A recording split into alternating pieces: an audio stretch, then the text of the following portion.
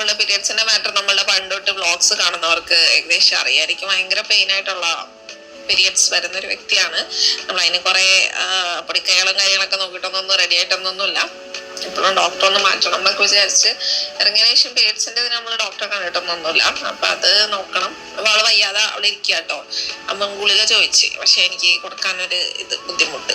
അവള് കുറെ മുന്നേ തൊട്ട് ഗുളിക കുറെ കഴിച്ചിട്ടുള്ളതുകൊണ്ട് മാക്സിമം ഞാൻ ഡിലേ ആക്കലാണ്. ആ സിറ്റുവേഷനിൽ അത് അവള് കടന്നു പോട്ടെ, അവള് സപ്പോർട്ട് കൊടുക്കുക, ബാക്കി അവള് അത് ഫേസ് ചെയ്യട്ടെ എന്നുള്ളൊരു ഇതാണ്. കാരണം മരുന്ന് എന്തോരെന്ന് വെച്ചാൽ കഴിക്കാന്ന് എനിക്കൊരു പേടിയാണ്. ചിലപ്പോ അത് ഞാൻ പല ആൾക്കാരുടെ അടുത്തൊന്നും പലതായിട്ടോ കേട്ടോ, മരുന്ന് കഴിക്കാൻ കുഴപ്പമില്ല, മാസത്തിൽ ഒരിക്കലല്ലേ എന്നൊക്കെ. പക്ഷെ എനിക്ക് പേടിയാണ്.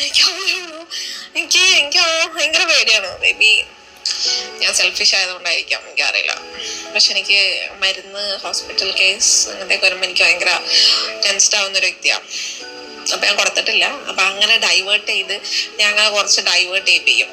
അപ്പൊ അങ്ങനെയൊക്കെ വിട്ട് ഇപ്പതാ അവളുടെ കുറച്ച് ക്രിഞ്ച് യൂട്യൂബ് വീഡിയോസ് വ്ളോഗേഴ്സ് ഉണ്ടായിരുന്നു, അവരെയൊക്കെ വെച്ചു കൊടുത്ത് ആളിപ്പോ ഫോണിലൊക്കെ കളിക്കുന്നുണ്ട്.